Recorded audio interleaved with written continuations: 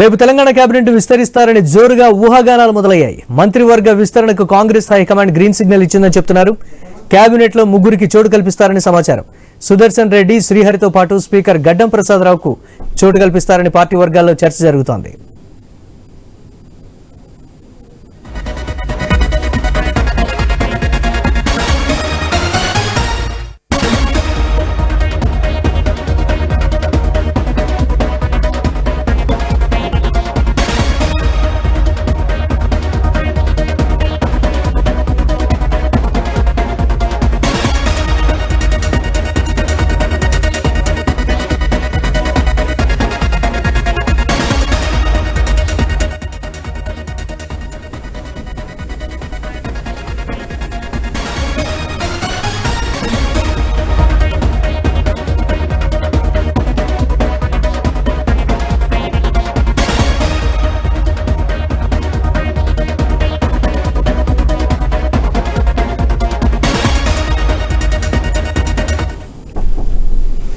Break news చూస్తున్నాం. రేపు Telangana cabinet ను విస్తరిస్తారని జోరుగా ఊహాగానాలు మొదలయ్యాయి. మంత్రివర్గ విస్తరణకు కాంగ్రెస్ హైకమాండ్ గ్రీన్ సిగ్నల్ ఇచ్చిందని చెప్తున్నారు.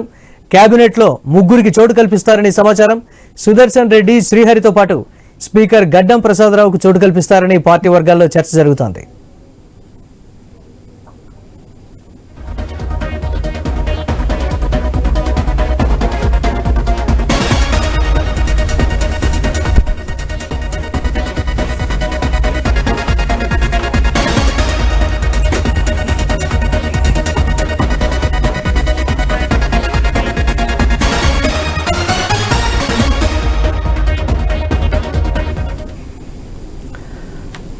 రైట్. తెలంగాణ మంత్రివర్గ విస్తరణకు సంబంధించి పూర్తి అప్డేట్స్ మా ఢిల్లీ కరెస్పాండెంట్ రామకృష్ణ అందిస్తారు. రామకృష్ణ, ముగ్గురికి కన్ఫర్మ్ అయిందనేటువంటి ఒక మాట చెప్తూ ఉన్నారు. దాదాపుగా రేపే విస్తరణ ఉండొచ్చు అనేటువంటి ఊహాగానాలు కూడా వెలువడుతున్నాయి. బట్ కాంగ్రెస్ అధిష్టానం, రాష్ట్ర నాయకత్వం ఎక్కడో ఏదో జాప్యం జరుగుతోంది అనేటువంటి ఒక మాట. మహేష్ కుమార్ గౌడ్ ఆల్రెడీ హింట్ ఇచ్చినటువంటి ప్రస్తుత పరిస్థితి ఉంది. పరిణామాలు ఎలా ఉండబోతున్నాయంటారు? ఇక రాష్ట్ర తెలంగాణ కేబినెట్ కి సంబంధించి ఈ విస్తరణ అనేది చాలా కాలం నుంచి కూడా పెండింగ్ లో ఉంది. మరి ఈ కాంగ్రెస్ అధిష్టానం కూడా చాలా దీనికి సంబంధించి కసరత్తు చేస్తుంది.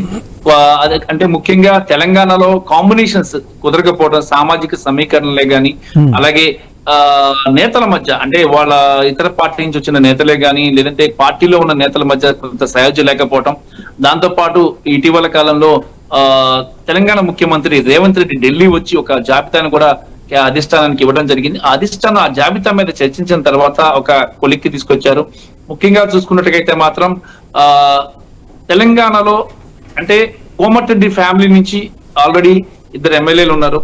కోమటిరెడ్డి రాజగోపాల్ రెడ్డి, అలాగే కోమటిరెడ్డి వెంకటరెడ్డి. మరి ఇద్దరులో ఆల్రెడీ వెంకటరెడ్డి కేబినెట్ లో ఉన్నారు కాబట్టి రాజగోపాల్ రెడ్డికి సాధ్యం కాదనే విషయాన్ని క్లియర్ కట్ గా చెప్పేశారు.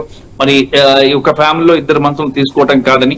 అలాగే వివేక్ విషయంలో కూడా అలాగే జరిగింది. ఎందుకంటే వివేక్ లో ఆయన బ్రదర్ వినోద్ కూడా ఆల్రెడీ ఎమ్మెల్యేగా ఉన్నారు, కొడుకు ఎంపీగా ఉన్నారు కాబట్టి వివేక్ కూడా సాధ్యం కాదని చెప్పేశారు. దాంతో పాటు ఇక మల్లిరెడ్డి రంగారెడ్డి జిల్లా నుంచి తనకి ఇవ్వాలి, లేదంటే ఆందోళన చేస్తానని చెప్పేసి కూడా ఆయన కూడా చెప్పడం జరిగింది. ఆయనకు కూడా సాధ్యం కాదని చెప్పేసి కూడా చెప్పినట్లు తెలుస్తుంది.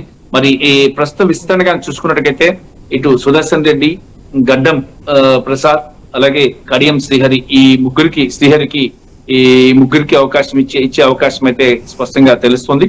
మరి ఈ రోజు సాయంత్రానికి ఈ జాబితాను రాజ్భవన్ కు వచ్చే అవకాశం ఉంది.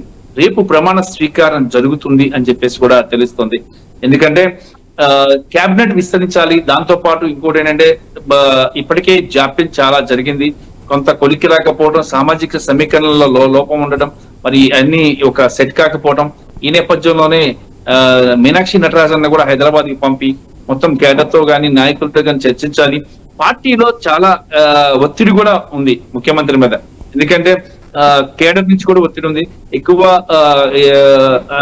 నామినేటెడ్ పోస్ట్ అన్నిటిని కూడా భర్తీ చేయాలి, కేబినెట్ విస్తరణ జరగాలి అనేది ఇక్కడ కేడర్ నుంచి ప్రధానంగా డిమాండ్ ఉంది.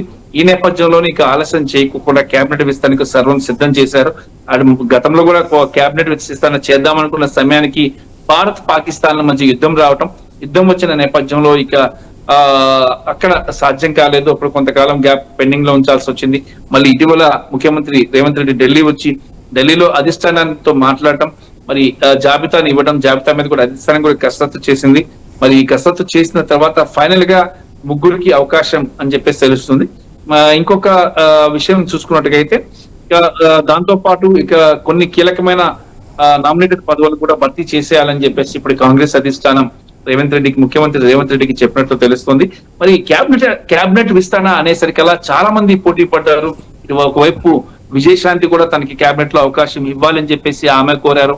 అలాగే కోమటిరెడ్డి రాజగోపాల్ రెడ్డి కోరారు. అలాగే వివేక్ కూడా డిమాండ్ చేయడం జరిగింది. ఇలా చాలా మంది ఈ క్యాబినెట్ పదవి కోసం చాలా ఒత్తిడి కూడా హైకమాండ్ మీద తీసుకొచ్చారు. కానీ ప్రస్తుతం ఉన్న పరిస్థితులు, సామాజిక సమీకరణలు, రాష్ట్రంలో ఉన్న పరిస్థితులు, రాజకీయ పరిస్థితులను బేస్ చేసుకొని ఈ విస్తరణ జరగబోతుంది. మరి రేపు ఉదయం 11 గంటలకు రాజ్ భవన్ లో కొత్త మంత్రులు ప్రమాణ స్వీకారం చేస్తారని చెప్పేసి కాంగ్రెస్ పార్టీ ఏఐసిసి వర్గాల నుంచి అందుతున్న సమాచారం. Yes right, thanks for updates Ramakrishna. ఇక మరిన్ని అప్డేట్స్ మా కరెస్పాండెంట్ సునీల్ అలాగే నల్గొండ ప్రతినిధి కిరణ్ కూడా అందిస్తారు. ఒక చిన్న బ్రేక్ తర్వాత వీరితో మనం మాట్లాడదాం. Stay tune.